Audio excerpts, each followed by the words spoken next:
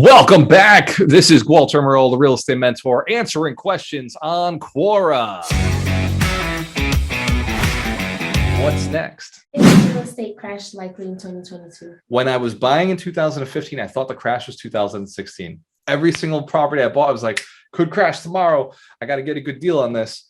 And as I've been buying that way, it's helped me build a lot of equity. I've had some amazing deals. That's where all my great deals come from, right? Because I was always thinking the market was going to crash. It's the people who bought 2, 3, 4 years from now, they're going to be in trouble. Those are the ones that are going to lose the money. But if you're buying right now, this is probably the last year where I'll say this, 2021, 2022, probably the last years where I'll say, like, you can buy without being harmed 4 years from now. But if you don't need to sell, it doesn't matter. The rents are still going to go up. 4 years from now, the rents are still going to be going up. But if you buy during a crash, during a recession, then the rents are higher and the prices get lower to the point where it's almost smarter to own real estate than it is to rent.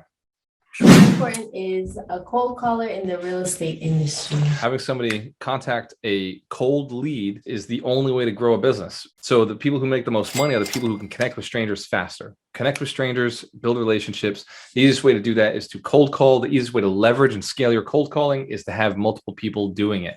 So the best investment, I believe, is investing in other people's time. Buy their time. OPT. We got OPM, this is other people's money. That's how you leverage slowly. OPT is other people's time. How do you get people to move with you and do things for you so you can scale faster? And OPT is for me. What is wholetailing real estate? I remember the first time I heard somebody told me they were going to buy a house and they were going to sell it without doing anything to it. They were just going to clean it up and put it on the market. I told him, I was like, so yeah, lipstick on the pig. He's like, dude, I'm not even putting lipstick on the pig. I'm literally just bathing the pig. I'm just like washing it and selling it. And he said this, he says, I call it wholetailing. I was like, dude, that's not wholetailing. That's like a lazy ass flip, because you still had to go and get the funds. You still had to lock the thing down. You still had to close, which means you spent money to close. And now you're spending money to clean it out and put it on the market. That is a flip. You've just done the minimum amount of work on this flip. And he's like, nope, it's wholetailing. Didn't hire a contractor. I just so wholesaling is when you sell the contract. Wholetailing is when you just buy it and you put it back on the market, right? That's wholetailing. Wholetailing is a great avenue if you have the ability to close on something. How do you pick a good real estate broker? Pick up the phone, ask if they own real estate. That's my favorite question for a real estate investing agent or broker. Just call them, find out, what do you own? What do you believe in? What are your beliefs? Do you have hard money guys for me? Do you have lenders for me? Do you have a list of contractors? If you're new to the game, your agent should be your contact for everything. And if they can't be, get onto a new agent.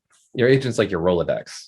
Right? People are like, you got everybody you need? Yeah, I got my agent. I got one contact. It's all I need. That's why our business is the way it is. I built it from being an agent.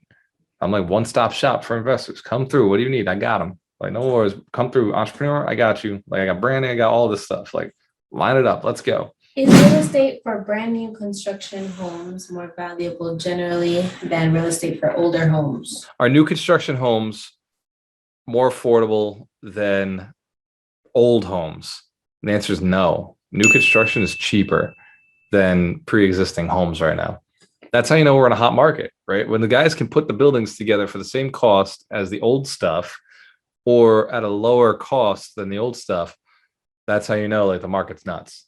Like, it's crazy. And sometimes they will actually charge what is on market, and they'll charge a little more than what's on market. But if you were to go build it yourself, it would be cheaper. The cost of building a house right now is cheaper than the cost of going and buying existing inventory. Buying from a builder, well, you're going to pay a little more because the builder is making their profit. They don't flip real estate, they just flip land. Like, they go and they develop. That's why we're looking at developing right now. It's actually cheaper for us to buy units through development than it is for acquisition. Long term, we know that this is going to continue to be a trend. Zillow taking over real estate? In a lot of ways, yes. Like, Zillow works the ultimate strategy, which is add value. Everybody wanted to know the prices of real estate. Zillow created that. Everybody wanted to know. So Zillow now has a platform. And then all the agents wanted to know who wanted to know what the prices on real estate were. So Zillow sold that information to real estate agents. And they've continued to add value to lenders who also wanted to know that information of who's a buyer in the market. So they sold that to lenders, they sold it to attorneys. So they found a way to add value, not just to the consumer, but to the people who work with them on the back end. In fact, our whole model, our whole company is built and based on the Zillow concept of give the consumer what they want and then invest in the product after the consumer is satisfied. Sell the consumer's information and be invested in that product afterwards.